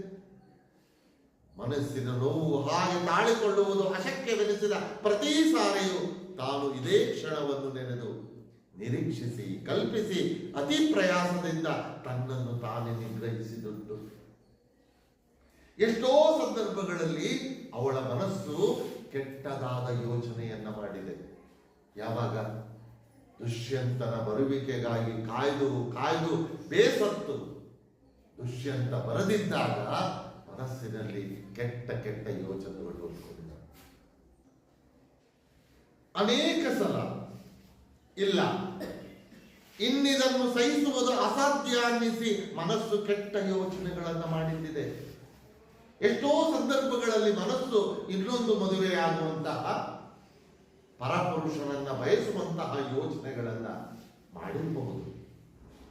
ಆದರೆ ಮನಸ್ಸಿನ ನೋವು ಹಾಗೆ ತಾಳಿಕೊಳ್ಳುವುದು ಅಶಕ್ಯವೆನಿಸಿದ ಪ್ರತಿ ಸಾರಿಯೂ ತಾನು ಇದೇ ಕ್ಷಣವನ್ನ ನೆನೆದು, ಇದೇ ಕ್ಷಣ ಅಂದ್ರೆ ದುಷ್ಯಂತ ಬರಬಹುದು, ಬರುತ್ತಾನೆ ಅನ್ನುವ ಕ್ಷಣವನ್ನ ನೆನಪಿಸಿಕೊಂಡು ನಿರೀಕ್ಷಿಸಿ, ಅವನ ಬರುವಿಕೆಯನ್ನ ನಿರೀಕ್ಷೆ ಮಾಡಿ ಕಲ್ಪಿಸಿ, ತನ್ನ ಮನಸ್ಸಿನೊಳಗೆ ದುಷ್ಯಂತ ಬಂದಿದ್ದಾನೆ ಅನ್ನುವುದನ್ನು ಕಲ್ಪಿಸಿಕೊಂಡು ಅತಿ ಪ್ರಯಾಸದಿಂದ, ಇದು ಮನಸ್ಸಿಗೆ ಕಷ್ಟ ಇದೆ, ಇಷ್ಟೆಲ್ಲ ಕಷ್ಟವಾದರೂ ಕೂಡ ಎಲ್ಲವನ್ನ ಸಹಿಸಿಕೊಂಡು ತನ್ನನ್ನು ತಾನೇ ನಿಗ್ರಹಿಸಿದ್ದುಂಟು, ತನ್ನನ್ನು ತಾನೇ ನಿಗ್ರಹಿಸಿದ್ದುಂಟು, ತನ್ನನ್ನು ತಾನೇ ನಿಯಂತ್ರಣ ಮಾಡಿಕೊಂಡಂತಹ ಎಷ್ಟೋ ಸಂದರ್ಭಗಳು ಶಕುಂತಲೆಯ ಮನಸ್ಸಿನಲ್ಲಿ ಉಂಟು. ಯಾವತ್ತೂ ಕೂಡ ಅವಳ ಮನಸ್ಸಿನಲ್ಲಿ ಎಷ್ಟೇ ಕೆಟ್ಟ ಯೋಚನೆಗಳು ಬಂದರೂ ಕೂಡ ದಾರಿ ತಪ್ಪದೆ, ತಪ್ಪಾದ ಕೆಲಸಗಳನ್ನ ಮಾಡದೆ, ಒಂಟಿಯಾಗಿ ಒಳ್ಳೆಯ ಬದುಕನ್ನೇ ನಡೆಸಿಕೊಂಡು ಬಂದಿರುವವಳು ಈ ಶಕುಂತಲೆ. ಈ ಕ್ಷಣ ಆರ್ಯಪುತ್ರ ಬಂದಿದ್ದಾನೆ ಎಂದು ಕೇಳಿಸಿಕೊಳ್ಳಲು ಕಾತರಿಸಿದ ಕ್ಷಣ, ಅದೆಷ್ಟು ಸಲ ತಾನು ಈ ಕ್ಷಣವನ್ನು ಕಲ್ಪಿಸಿಕೊಂಡು ನಿರೀಕ್ಷೆಯ ನೋವನ್ನು ಸಹಿಸುವ ಶಕ್ತಿ ಪಡೆದಿದ್ದಿಲ್ಲ. ಇದೇ ಕ್ಷಣವನ್ನ ಕೇಳಿಸಿಕೊಳ್ಳಬೇಕು ಅಂತ ಇಷ್ಟು ವರ್ಷಗಳಿಂದ ಕಾಯ್ದುಕೊಂಡು ಬಂದವಳು ಶಕುಂತಲೆ. ದುಷ್ಯಂತ ಬಂದಿದ್ದಾನೆ ಅನ್ನುವ ಮಾತಿನ ಕ್ಷಣವನ್ನ ಕೇಳಬೇಕು ಅಂತ ಬಯಸಿದವಳು ಈ ಶಕುಂತಲೆ. ಹಾಗಾಗಿ ಪ್ರತಿ ಸಾರಿಯೂ ಇದೇ ಕ್ಷಣವನ್ನ ಕಲ್ಪಿಸಿಕೊಂಡು ಶಕುಂತಲೆ ಈ ದುಷ್ಯಂತ ಬರಬಹುದು, ನಾಳೆ ಬರಬಹುದು, ಬಂದು ನನ್ನನ್ನು ಕರೆದುಕೊಂಡು ಹೋಗ್ಬಹುದು ಅಂತ ಮನಸ್ಸಿಗೆ ಎಷ್ಟೇ ನೋವಾದರೂ ಕೂಡ ಆ ಎಲ್ಲ ನೋವನ್ನು ಸಹಿಸಿಕೊಂಡು ಬದುಕುವಂತಹ ಶಕ್ತಿಯನ್ನು ಶಕುಂತಲೆ ಕಂಡುಕೊಂಡಿದ್ದಾಳೆ. ಈಗಲೂ ಸಹ ಇದು ಬರೀ ಕಲ್ಪನೆಯಾಗಿರಬಹುದೇ, ಅವಳು ನಂಬಕ್ಕಾಗ್ತಾ ಇಲ್ಲ. ದುಷ್ಯಂತ ಬಂದಿದ್ದಾನೆ ಅಂತ ಸಖಿಯರು ವಿಷಯವನ್ನು ಮುಟ್ಟಿಸಿದ್ರು ಕೂಡ ಇದು ಕಲ್ಪನೆಯಾಗಿರಬಹುದೇ, ಇದು ಕನಸಾಗಿರಬಹುದೇ? ಎಲ್ಲೋ ಒಂದು ಕಡೆ ಅವಳು ದುಷ್ಯಂತ ಬಂದಿದ್ದಾನೆ ಅನ್ನುವುದನ್ನ ಅವಳ ಮನಸ್ಸು ಒಪ್ಪಿಗೆಯನ್ನು ಕೊಡ್ತಾ ಇಲ್ಲ. ಇಷ್ಟು ವರ್ಷಗಳಿಂದ ಬರದೇ ಇರುವಂತಹ ದುಷ್ಯಂತ ಇವತ್ತು ಬಂದಿದ್ದಾನೆ. ತುಂಬಿದ ಅರಮನೆಯಲ್ಲಿ ತಿರಸ್ಕರಿಸಿ ಕಳಿಸಿದಂತಹ ದುಷ್ಯಂತ ಇವತ್ತು ಬಂದಿದ್ದಾನೆ ಅಂದರೆ ಅದನ್ನ ಅವಳಿಂದ ನಂಬುವುದಕ್ಕೆ ಸಾಧ್ಯವಾಗದೆ ಯೋಚನೆಯಲ್ಲಿಯೇ ಮುಳುಗಿ ಹೋಗ್ತಾಳೆ. ಹೀಗೆ ಯೋಚಿಸುತ್ತಿರುವಂತಹ ಶಕುಂತಲೆಯನ್ನ ಅವಳ ಸಖಿ ಸುವ್ರತೆ ಎನ್ನುವವಳು ಹೀಗೆ ಹೇಳ್ತಾಳೆ, ದೇವಿ, ಇದೇನು ಹೀಗೆ ಸ್ತಬ್ಧಳಾಗಿ ಕೂತಿರುವೆ? ದುಷ್ಯಂತ ಬಂದಿರುವಂತಹ ವಿಷಯವನ್ನು ನಾನು ನಿನಗೆ ತಿಳಿಸಿದ್ದೀನಿ, ಆದರೆ ಹೊರಗಾಡದೆ ಮಾತನಾಡದೆ ಸ್ತಬ್ಧಳಾಗಿ ಒಬ್ಬಳೇ ಕೂತಿದ್ದೀಯಲ್ಲ, ನಿನ್ನಲ್ಲಿ ಯಾವ ಭಾವನೆಗಳು ಕೂಡ ಹೊರಹೊಮ್ತಾ ಇಲ್ಲ. ದುಷ್ಯಂತ ಬಂದಿರುವಂತಹ ಆ ಖುಷಿಯ ಭಾವನೆಗಳು ಕೂಡ ನಿನ್ನಲ್ಲಿ ಕಾಣ್ತಿಲ್ವಲ್ಲ, ಏಕೆ ಸ್ತಬ್ಧಳಾಗಿ ಅಲುಗಾಡದೆ ಕೂತಿರುವೆ? ಕುಮಾರ ಭರತನ ಮುಂಗೈಯಲ್ಲಿನ ರಕ್ಷಾಕರಂಡಕವು ಕೆಳಗೆ ಬಿದ್ದಿತು. ಅದನ್ನು ಆಶ್ರಮಕ್ಕೆ ಬಂದ ಆಗಂತುಕನು ಎತ್ತಿಕೊಂಡರೂ ಏನೂ ಆಗಲಿಲ್ಲ. ನಾನು ಹೇಳುತ್ತಿರುವುದು ಕೇಳುತ್ತಿದೆ ತಾನೇ ದೇವಿ? ಸುವ್ರತೆ ಮತ್ತೆ ಕೇಳಿದಳು. ಅವಳು ಮತ್ತೆ ಮತ್ತೆ ಕೇಳ್ತಿದ್ದಾಳೆ, ನಾನು ಹೇಳ್ತಿರೋದು ಕೇಳಿಸ್ತಿದೀಯಾ? ಶಕುಂತಲೆಗೆ ಎಲ್ಲವೂ ಕೇಳಿಸ್ತಿದೆ, ಆದರೆ ಮಾತನಾಡ್ತಿಲ್ಲ. ಅವಳ ಮನಸ್ಸು ದ್ವಂದ್ವತೆಯಲ್ಲಿ, ಗೊಂದಲದಲ್ಲಿ ಮುಳುಗಿ ಹೋಗಿದೆ. ದುಷ್ಯಂತ ಬಂದಿದ್ದಾನೆ ಅನ್ನುವುದು ಒಂದು ಕಡೆ ಒಪ್ಪಿಕೊಂಡ್ರೆ, ಇನ್ನೊಂದು ಕಡೆ ಒಪ್ಪಿಕೊಳ್ಳುವುದಕ್ಕೆ ಅವಳ ಮನಸ್ಸೇ ಒಪ್ಪಿಗೆಯನ್ನು ಕೊಡ್ತಾ ಇದೆ.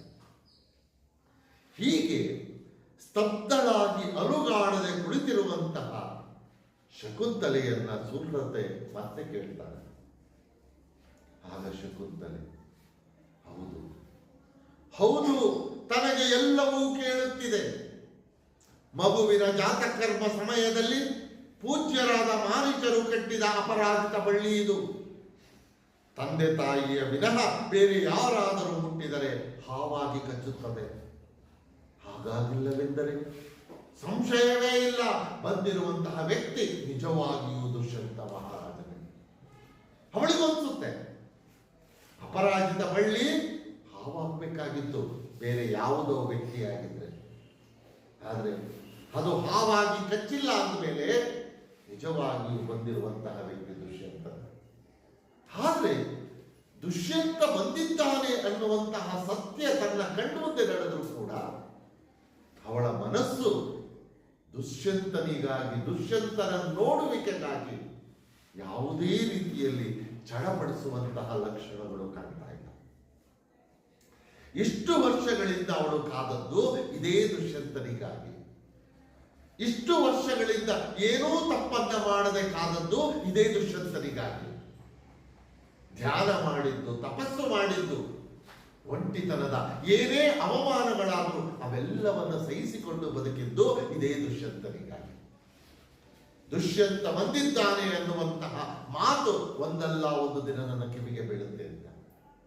ಆದರೆ ಇವತ್ತು ಅದೇ ದಿನ ಬಂದಿದೆ, ದುಷ್ಯಂತ ಬಂದಿದ್ದಾನೆ.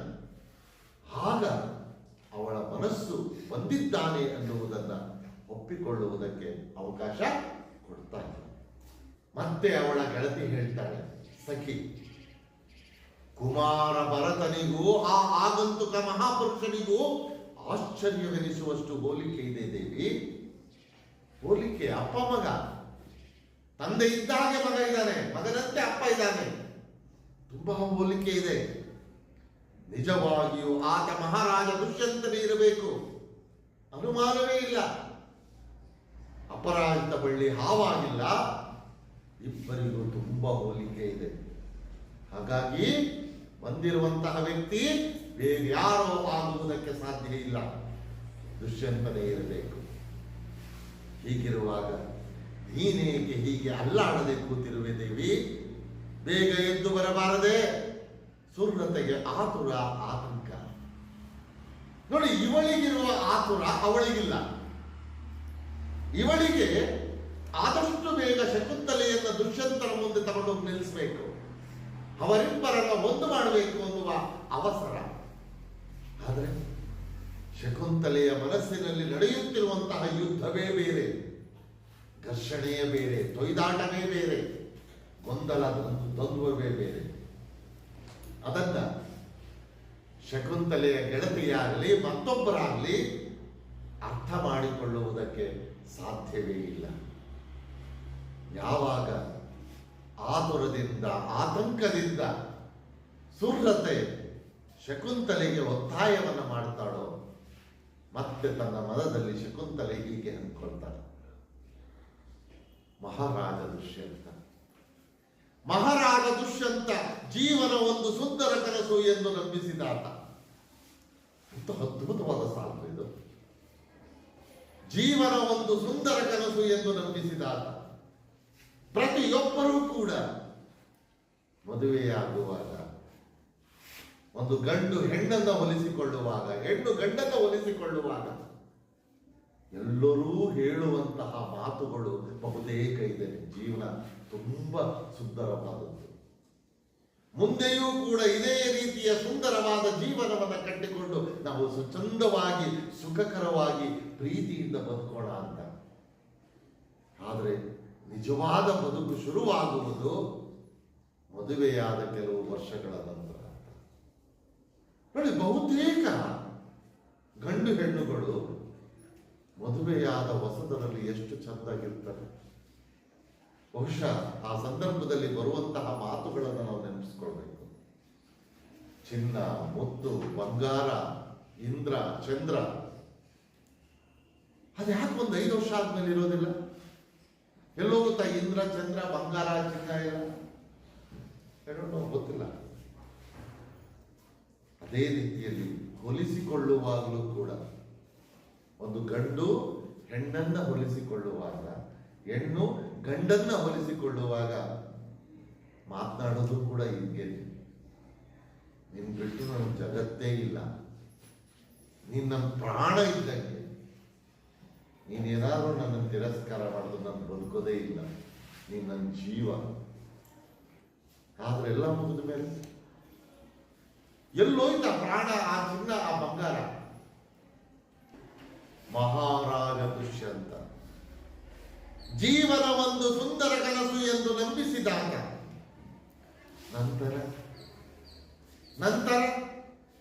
ನಂತರ ಒಡಲಲ್ಲಿ ಆತನ ವಂಶದ ಕುಡಿ ಹೊತ್ತು ತುಂಬು ಸಂಕೋಚ, ಕಾತರ, ನಂಬಿಕೆಗಳಿಂದ ಆತನೆಡೆ ಹೋದಾಗ ಏಕೆ ಯಾರು ಗೊತ್ತಿಲ್ಲ ಎಂದು ಕೈ ಜಾಡಿಸಿಬಿಟ್ಟ ಪುರುಷೋತ್ತಮ ಮಹಾರಾಜ ದುಷ್ಯಂತ.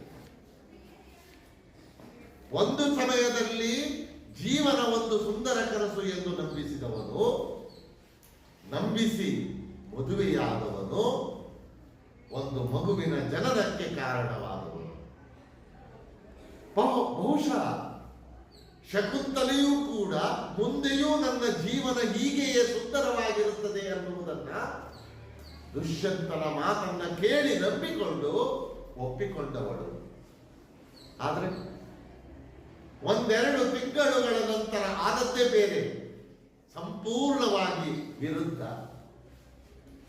ತನ್ನ ಹೊಟ್ಟೆಯಲ್ಲಿ ಮಗುವನ್ನ ಇಟ್ಟುಕೊಂಡು ಗರ್ಭಿಣಿಯಾಗಿ ದುಷ್ಯಂತನ ಬಳಿಗೆ ಹೋಗಿ ಕೇಳಿಕೊಂಡಾಗ ಅದೇ ಸಂಕೋಚ, ಅದೇ ಕಾತರ, ನಂಬುತ್ತಾನೆ ಅನ್ನುವ ನಂಬಿಕೆ ಇಟ್ಟುಕೊಂಡು ಅವನ ಮುಂದೆ ಹೋಗಿ ನಿಂತಾಗ ಅವನು ಹೇಳಿದ್ದೇನು, ಈಕೆ ಯಾರೋ ಗೊತ್ತಿಲ್ಲ, ಈಕೆಗೂ ನನಗೂ ಸಂಬಂಧ ಇಲ್ಲ, ಈಕೆಯ ಪರಿಚಯವೇ ಇಲ್ಲ.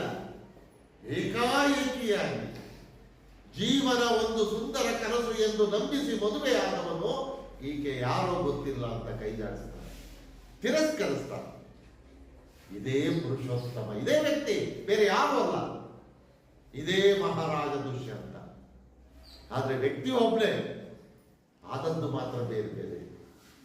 ಹೀಗಿರುವಾಗ ಒಂದು ಸಮಯದಲ್ಲಿ ನಂಬಿಸಿದವನು, ಇನ್ನೊಂದು ಸಮಯದಲ್ಲಿ ತಿರಸ್ಕರಿಸಿದವನು.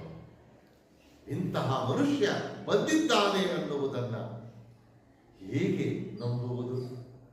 ಶಕುಂತಲೆಯಲ್ಲಿ ಆ ನಂಬುವುದಕ್ಕೆ ಸಾಧ್ಯವೇ ಇಲ್ಲದಂತಹ ಪರಿಸ್ಥಿತಿ ನಿರ್ಮಾಣ ಆಗುತ್ತೆ. ಮುಂದಿನದು ಬರೀ ನೋವಿನ ನೆನಪು. ದುಷ್ಯಂತ ಮಹಾರಾಜ ಶಕುಂತಲೆಯನ್ನು ತಿರಸ್ಕರಿಸಿದ ನಂತರ ಶಕುಂತಲೆಯ ಬದುಕು ಬರೀ ನೋವಿನಲ್ಲಿಯೇ, ಒಂಟಿತನದಲ್ಲಿ ಬದುಕನ್ನ ಕಳೆದದ್ದು. ಮಳೆ ಸುರಿಯುತ್ತಿರುವ ಅದೆಷ್ಟು ರಾತ್ರಿಗಳನ್ನು ತಾನು ಆತನ ನೆನಪಿನಲ್ಲಿ ಕಣ್ಣೀರು ಸುರಿಸುತ್ತ ಕಳೆದು, ಎಷ್ಟೋ ರಾತ್ರಿಗಳನ್ನ, ಅದು ಮಳೆ ಸುರಿಯುತ್ತಿರುವ ರಾತ್ರಿಗಳು. ಮಳೆ ಸುರಿಯುತ್ತಿರುವ ರಾತ್ರಿಗಳು ಅಂದ್ರೆ ಪ್ರೀತಿಯನ್ನ ಮನಸ್ಸಿನಲ್ಲಿ ಹುಟ್ಟು ಹಾಕುವಂತಹ ರಾತ್ರಿಗಳು. ಆ ತಣ್ಣನೆಯ ವಾತಾವರಣ, ತಂಪಾದ ಗಾಳಿ, ಚಳಿ, ಅದು ಪ್ರಿಯಕರನನ್ನ ಬಯಸುತ್ತೆ. ಅಂತಹ ಎಷ್ಟೋ ಸಂದರ್ಭಗಳಲ್ಲಿ ಶಕುಂತಲೆ ಮಳೆ ಬರುವ ಆ ರಾತ್ರಿಗಳಲ್ಲಿ ದುಷ್ಯಂತನಿಗಾಗಿ, ದುಷ್ಯಂತನ ಬರುವಿಕೆಗಾಗಿ ಕಣ್ಣೀರು ಸುರಿಸುತ್ತ ಆ ರಾತ್ರಿಗಳನ್ನ ನೋವಿನಿಂದಲೇ ಕಳೆದಿದ್ದಾಳೆ. ಜೊತೆಗೆ ಹೂಗಳು ಅರಳಿ ಪರಿಮಳ ಬೀರುತ್ತಿರುವಾಗ ಹೂವು ಕೂಡ ಪ್ರೀತಿಯ ಸಂಕೇತ, ಪ್ರೀತಿಯನ್ನ ಮನಸ್ಸಿನಲ್ಲಿ ಕೆರಳಿಸುವುದರ ಸಂಕೇತ. ಹಾಗಾಗಿಯೇ ಪ್ರೀತಿಸುವುದಕ್ಕೆ ಸಾಮಾನ್ಯವಾಗಿ ಹೂವನ್ನು ಬಳಸುವಂಥದ್ದು. ಹೂವು ಹರಳಿರುವಂತಹ ಹೂವನ್ನು ನೋಡಿದಾಗ ಎಷ್ಟೋ ಸಂದರ್ಭಗಳಲ್ಲಿ ಶಕುಂತಲೆಯ ಮನಸ್ಸಿನಲ್ಲಿ ಪ್ರೀತಿ ಕೆರಳಿದೆ. ಹಗಲೂ ಕೂಡ ದುಷ್ಯಂತನ ಬರುವಿಕೆಗಾಗಿ ಕಾಯ್ದು ನೋವಿನಿಂದಲೇ ಅನುಭವಿಸುತ್ತಾ ಕಾಲ ಕಳೆದಿದ್ದಾಳೆ. ಕೋಗಿಲೆಗಳು ಮಾವಿನೆಲೆಗಳ ಹಿಂದೆ ಅಡಗಿ ಆಡುತ್ತಿರುವಾಗ, ನವಿಲುಗಳು ಗರಿಬಿಚ್ಚಿ ಕುಡಿಯುವಾಗ, ಇವೆಲ್ಲವೂ ಕೂಡ ಪ್ರೀತಿಯನ್ನ ಹುಟ್ಟು ಹಾಕುವಂತಹ, ಕೆರಳಿಸುವಂತಹ ಕ್ಷಣಗಳು. ಕೋಗಿಲೆ ಹಾಡುವಾಗ, ನವಿಲುಗಳು ನರ್ತನ ಮಾಡುವಾಗ ಪ್ರೀತಿ ಹುಟ್ಟುತ್ತೆ. ಅಂತಹ ಸಂದರ್ಭಗಳಲ್ಲಿ ದುಷ್ಯಂತನ ಪ್ರೀತಿ ನೆನಪುಗಳು ಬಂದು ಅವನ್ನೆಲ್ಲ ಸಹಿಸಿಕೊಂಡು ಅದೆಷ್ಟು ಸಂಜೆ ಮುಂಜಾವುಗಳನ್ನು ತಾನು ಆತನ ವ್ಯಕ್ತ ನಿರೀಕ್ಷೆಯಲ್ಲಿ ಸಂಕಟ ಪಡುತ್ತಾ ಕಳೆದು, ವ್ಯಕ್ತ ನಿರೀಕ್ಷೆ, ಅವನ ಬರುವಿಕೆಗಾಗಿ ಮನಸ್ಸು ಕಾಯುತ್ತೆ, ಮನಸ್ಸು ಆತೊರೆಯುತ್ತೆ, ಆದರೆ ನಿರೀಕ್ಷೆ ವ್ಯರ್ಥ. ಇಷ್ಟು ವರ್ಷಗಳಿಂದ ಯಾವತ್ತೂ ಕೂಡ ಹೀಗೆ ನೆನಪಿನಲ್ಲಿ ಕಾಲ ಕಳೆಯುವಾಗ ಶಕುಂತಲೆಯ ಮುಂದೆ ಬಂದು ಒಂದೇ ಒಂದು ದಿವಸವೂ ಕೂಡ ದುಷ್ಯಂತ ನಿಂತಿಲ್ಲ. ಹೀಗೆ ಪ್ರತಿ ದಿನವೂ ಪ್ರತಿ ಕ್ಷಣವೂ ಕೂಡ ಶಕುಂತಲೆ ನೋವಿನಲ್ಲಿಯೇ ಸಂಕಟ ಪಡುತ್ತಾ ಇಷ್ಟು ವರ್ಷಗಳವರೆಗೆ ಕಾಲ ಕಳೆದಿದ್ದಾರೆ. ಇಡೀ ಜೀವನವೇ ಆತನಿಗಾಗಿ ಕಾಯುವಿಕೆಯಾಗಿ ಹೋಯಿತು. ಎಷ್ಟು ವರ್ಷಗಳಿಂದ ಬರೀ ಅವನನ್ನ ಕಾಯ್ದಿದ್ದೆ ಬಂತು, ಆತ ಯಾವತ್ತೂ ಬಂದಿಲ್ಲ. ದುಷ್ಯಂತ ಬರ್ತಾನೆ, ಇವತ್ತು ಬರ್ಬೋದು, ನಾಳೆ ಬರ್ಬೋದು, ನನ್ನ ಪ್ರೀತಿಯನ್ನು ಒಪ್ಕೊಳ್ಬೋದು. ಆ ನಿರೀಕ್ಷೆಯಲ್ಲಿ ಶಕುಂತಲೆ ಕಾಲ ಕಳೆದಿಲ್ಲ. ಆದರೆ ದುಷ್ಯಂತ ಬರುವಂತಹ ಯಾವ ಸಂದರ್ಭಗಳು ಕೂಡ ಒದಗಿ ಬಂದಿಲ್ಲ. ಹೀಗೆ ಅವಳ ಮನಸ್ಸು ಯೋಚಿಸುತ್ತಿರುವಾಗ ಅವಳ ಗೆಳತಿಯರು, ಸಖಿಯರು, ಸುರ್ರತೆ ಮತ್ತು ಸಾನುಮತಿಯರು ಏನು ಮಾಡ್ತಾರೆ? ಏಳು ದೇವಿ ಶಕುಂತಲ, ಹೀಗೆ ದಿಗ್ಭ್ರಮೆಗೊಂಡು ಕೂತು ಬಿಡಬೇಡ. ನಿನ್ನ ತಪಸ್ಸು ಸಾರ್ಥಕವಾಯಿತು. ಕೊನೆಗೂ ಮಹಾರಾಜ ದುಷ್ಯಂತನು ನಿನ್ನ ಕಡೆ ಬಂದೇ ಬಿಟ್ಟನು. ತ್ವರೆ ಮಾಡು, ಏಳು. ಸುರ್ರತೆ ಮತ್ತು ಸಾನುಮತಿಯರು ಶಕುಂತಲೆಯನ್ನು ಅರ್ಧ ಎಳೆದುಕೊಂಡೇ ಹೊರಗಿಡಿದರು. ಎಳ್ಕೊಂಡು ಹೊಟ್ಟೋದ್ರು ದುಷ್ಯಂತನ ಮುಂದೆ. ಬಾ, ಯಾಕೆ ಈಗ ಯೋಚನೆ ಮಾಡ್ತಿದ್ಯಾ? ದುಷ್ಯಂತ ಬಂದಿದ್ದಾನೆ ಅನ್ನುವುದನ್ನು ಕೇಳಿಸಿಕೊಂಡು ದಿಗ್ಭ್ರಮೆಗೊಂಡು ಕೂತಿದೆಯಲ್ಲ, ದಿಗ್ಭ್ರಮೆಗೊಂಡು ಕೂತ್ಬಿಡ್ಬೇಡ. ಇವತ್ತಿಗೆ ನಿನ್ನ ತಪಸ್ಸು ಸಾರ್ಥಕವಾಯಿತು. ಇಷ್ಟು ವರ್ಷಗಳಿಂದ ದುಷ್ಯಂತನ ಬರುವಿಕೆಗಾಗಿ ನೀನು ತಪಸ್ಸು ಮಾಡ್ತಿದ್ದೀಯಲ್ಲ, ಧ್ಯಾನ ಮಾಡ್ತಿದ್ದೀಯಲ್ಲ, ಅದು ಸಾರ್ಥಕವಾಯಿತು. ಇವತ್ತು ಮಹಾರಾಜ ದುಷ್ಯಂತ ಮಹಾರಾಜ ನಿನ್ನ ಮುಂದೆ ಬಂದು ನಿಂತಿದ್ದಾನೆ. ಏಳು, ಎದ್ದೇಳು. ಹೇಳ್ಕೊಂಡು ಹೋದ್ರು ದುಷ್ಯಂತನ ಮುಂದಕ್ಕೆ. ಆಗ ಶಕುಂತಲೆ ಅಂದ್ಕೊಂಡು, ಹೋಯ್, ನಾರಿಯ ಮನೋವ್ಯಾಪಾರವು ನಿಜವಾಗಿಯೂ ವಿಚಿತ್ರವಾದುದು. ಯಾವಾಗ ಹೇಗೆ ಯೋಚನೆಯನ್ನು ಮಾಡುತ್ತೆ ಅಂತ ನಿರೀಕ್ಷೆ ಮಾಡಲಿಕ್ಕೂ ಸಾಧ್ಯ ಇಲ್ಲ. ಹೆಣ್ಣಿನ ಮನಸ್ಸು ಅನ್ನೋದೇ ವಿಚಿತ್ರವಾದಂತಹ ಮನಸ್ಸು. ನೋಡಿ, ಶಕುಂತಲೆಯ ಬದುಕಿನಲ್ಲೂ ಕೂಡ ಅದೇ ಆಗ್ತಾ ಇರುವಂಥದ್ದು. ಇಷ್ಟು ದಿವಸಗಳಿಂದ, ಇಷ್ಟು ವರ್ಷಗಳಿಂದ ಶಕುಂತಲೆ ದುಷ್ಯಂತನ ಬರುವಿಕೆಗಾಗಿ ಕಾಯುತ್ತಿದ್ದವಳು. ಯಾವ ರೀತಿಯ ತಪ್ಪನ್ನು ಎಸಗದೆ ದುಷ್ಯಂತನಿಗಾಗಿ ಕಾಯುತ್ತಿದ್ದವಳು, ಅವನಿಗಾಗಿ ಧ್ಯಾನಿಸುತ್ತಿದ್ದವಳು, ತಪಸ್ಸು ಮಾಡುತ್ತಿದ್ದವಳು. ಇವತ್ತು ಅದೇ ವ್ಯಕ್ತಿ ಬಂದಿದ್ದಾನೆ ಅಂತ ಸಖಿಯರು ಹೇಳ್ತಿದ್ದಾರೆ. ಆದರೆ ಒಪ್ಪಿಕೊಳ್ಳುವುದಕ್ಕೆ ಅವಳ ಮನಸ್ಸು ಒಪ್ಪಿಕೊಳ್ತಾ ಇಲ್ಲ, ಸಾಧ್ಯವಾಗ್ತಾ ಇಲ್ಲ. ಇದುವರೆಗೆ ಕಾದಿದ್ದಂತಹ ಮನಸ್ಸು ಇವತ್ತು ಒಪ್ಪಿಗೆಯನ್ನು ಕೊಡ್ತಾ ಇಲ್ಲ. ಅದನ್ನೇ ಹೇಳ್ಕೊಳ್ತಾರೆ. ಯಾವ ಪುರುಷನಿಗಾಗಿ ಹಲವಾರು ವರ್ಷ ಹಗಲಿಡೀ ಕಾಯ್ದು ಯಾರಿಗಾಗಿ ಜೀವನವನ್ನೇ ಒಂದು ತಪಸ್ಸನ್ನಾಗಿಸಿದನೋ ಆತನು ನಿಜವಾಗಿಯೂ ಬಂದಿರುವಾಗ ಮನಸ್ಸಿನಲ್ಲಿ ಇದೆಂತಹ ನಿರ್ಲಿಪ್ತತೆ, ಇದೆಂತಹ ತಿರಸ್ಕಾರ. ಇಷ್ಟು ವರ್ಷ ಕಾದಿತ್ತು ಆ ದುಷ್ಯಂತನಿಗಾಗಿ. ಬಹುಶಃ ಅವಳಿಗೆ ಯಾವತ್ತೋ ದುಷ್ಯಂತ ಬರೋದಿಲ್ಲ ಅಂತ ಅನಿಸಿದ್ರೆ ಅವಳು ಮತ್ತೊಂದು ತೀರ್ಮಾನವನ್ನು ಮಾಡಬಹುದಿತ್ತೇನೋ. ಏನಾದರೂ ತೀರ್ಮಾನಕ್ಕೆ ಬಂದು ಯಾವುದಾದ್ರೂ ಒಂದು ಕೆಲಸವನ್ನು ಮಾಡಬಹುದಿತ್ತು. ಆದ್ರೆ ಅವಳು ಕಾದಿದ್ದು ದುಷ್ಯಂತ ಬರ್ತಾನೆ, ದುಷ್ಯಂತ ನನ್ನನ್ನು ಸ್ವೀಕರಿಸ್ತಾನೆ, ಅರಮನೆಗೆ ಕರೆದುಕೊಂಡು ಹೋಗ್ತಾನೆ, ನನ್ನ ಎಲ್ಲ ನೆನಪುಗಳು ದುಷ್ಯಂತನಿಗೆ ಮತ್ತೆ ಮರುಕಳಿಸ್ತಾವೆ ಅನ್ನುವ ನಿರೀಕ್ಷೆಯಲ್ಲಿ ಇಷ್ಟು ವರ್ಷಗಳಿಂದ ಶಕುಂತಲೆ ಕಾದಿದ್ದಾಳೆ. ಆದರೆ ಇವತ್ತು ಅದೇ ದುಷ್ಯಂತ ಬಂದು ನಿಂತಿರುವಾಗ ಅದನ್ನು ಒಪ್ಪಿಕೊಳ್ಳುವುದಕ್ಕೆ ಅವಳ ಮನಸ್ಸು ಒಪ್ಪಿಗೆಯನ್ನು ಕೊಡ್ತಾರೆ. ಇದೆಂತಹ ನಿರ್ಲಿಪ್ತತೆ, ಇದೆಂತಹ ತಟಸ್ಥ ನೀತಿ. ಅವಳ ಮನಸ್ಸು ಮುಂದಕ್ಕೂ ಹೋಗ್ತಾ ಇಲ್ಲ. ದುಷ್ಯಂತನನ್ನು ಒಪ್ಪಿಕೊಳ್ಳಬೇಕು ಅನ್ನುವ ಭಾವನೆಗಳು ಅವರಲ್ಲಿ ಬರ್ತಾ ಇಲ್ಲ. ಒಂದು ರೀತಿಯಲ್ಲಿ ಒಪ್ಪಿಕೊಳ್ಳಲಾಗದೆ, ಒಪ್ಪಲೂ ಆಗದೆ ತಟಸ್ಥವಾಗಿ ನಿಂತಿದ್ದಾಳೆ. ತಾನೇ ತನ್ನ ಮನಸ್ಸನ್ನು ಕೇಳಿಕೊಳ್ತಾಳೆ. ಅದೇಕೆ ತನ್ನ ಮನಸ್ಸು ಹೂವಾಗಿ ಹರಡಬಲ್ಲದು? ಬಹಳ ವರ್ಷಗಳ ನಂತರ ಗಂಡ ಬಂದಿದ್ದಾನೆ, ಪ್ರಿಯಕರ ಬಂದಿದ್ದಾನೆ. ಜೀವನ ಒಂದು ಸುಂದರ ಕನಸು ಎಂದು ನಂಬಿಸಿದವನು ಬಂದಿದ್ದಾನೆ. ಕೊನೆ ಪಕ್ಷ ಅವಳಲ್ಲಿ ಸ್ವಲ್ಪವಾದರೂ ಪ್ರೀತಿ ಹುಟ್ಟಬೇಕಾಗಿತ್ತಲ್ಲ, ಅವಳ ಮುಖಭಾವ ಬದಲಾವಣೆ ಆಗಬೇಕಾಗಿತ್ತಲ್ಲ, ಪ್ರೀತಿಯ ಭಾವನೆಗಳು ಹೊರಹೊಮ್ಮಬೇಕಾಗಿತ್ತಲ್ಲ. ಆದರೆ ಯಾವುದೂ ಕೂಡ ಶಕುಂತಲೆಯ ಮನಸ್ಸಿನಿಂದ ಹೊರಹೊಮ್ಮತಾ ಇಲ್ಲ. ಗರಿಬಿಚ್ಚಿ ಹಾರವಲ್ಲದು, ಕುಡಿಬೇಕಾಗಿತ್ತವಳು. ನಾವು ನಮ್ಮ ಪ್ರೀತಿ ಪಾತ್ರರಾದಂತಹ ವ್ಯಕ್ತಿಗಳು ಬಹಳ ದಿವಸಗಳ ಕಾಲ ದೂರ ಇದ್ದು ಅವ್ರ ಮನೆಗೆ ಬಂದಾಗ ಎಷ್ಟು ಕುಣಿದಾಡ್ತೀವಿ. ಅವ್ರ ಮುಖ ನೋಡಿದಾಗ ಹಬ್ಕೊಳ್ತೀವಿ, ಮಾತಾಡಿಸ್ತೀವಿ, ಕುಡಿದಾಡ್ತೀವಿ, ದಿನವಿಡೀ ಅವರ ಜೊತೆಯಲ್ಲಿ ಇರುವುದಕ್ಕೆ ಬಯಸ್ತೀವಿ. ನಮ್ಮ ಪ್ರೀತಿ ಪಾತ್ರರಾದಂತಹ ವ್ಯಕ್ತಿಗಳು ಬಹಳ ವರ್ಷಗಳ ಕಾಲ ದೂರ ಇದ್ದು ಮನೆಗೆ ಬಂದಾಗ ಅವರನ್ನ ಬಹಳ ಪ್ರೀತಿಯಿಂದ ಬರಮಾಡಿಕೊಳ್ತೀವಿ, ಅವರ ಮುಂದೆ ಕುಣಿದು ಹಾಡ್ತೀವಿ. ಆದರೆ ಎಲ್ಲೂ ಕೂಡ ದುಷ್ಯಂತ ಮಹಾರಾಜ ಬಂದು ನಿಂತಿದ್ದಾನೆ. ಆದರೆ ಅವಳ ಮನಸ್ಸು ಕುಡಿಯುವಂತಹ ಪ್ರಯತ್ನವನ್ನು ಮಾಡ್ತಾ ಇಲ್ಲ. ಇಷ್ಟು ವರ್ಷಗಳಿಂದ ನಿರೀಕ್ಷಿಸಿದ್ದ ಈ ಸಮಯ ಇಂದು ನಿಜವಾಗಿ ಒದಗಿ ಬಂದಾಗ ಇದೇನು ತನ್ನ ಮನಸ್ಸಿನಲ್ಲಿ ಈ ಬಗೆಯ ವಿಚಿತ್ರ ಕಾಠಿಣ್ಯ? ಇಷ್ಟು ವರ್ಷಗಳ ಕಾಲ ಮೆದುವಾಗಿದ್ದ ಅವಳ ಮನಸ್ಸು ದುಷ್ಯಂತನ ಬರುವಿಕೆಗಾಗಿ ಕಾಯುತ್ತಿದ್ದ, ನೊಯ್ಯುತ್ತಿದ್ದಂತಹ ಅವಳ ಮನಸ್ಸು ಇವತ್ತು ಗಟ್ಟಿಯಾಗ್ಬಿಟ್ಟಿದೆ. ಒಪ್ಪಿಕೊಳ್ಳುವುದಕ್ಕೂ ಸಿದ್ಧವಿಲ್ಲ, ದುಷ್ಯಂತನನ್ನ ನೋಡುವುದಕ್ಕೂ ತಯಾರಿಲ್ಲ.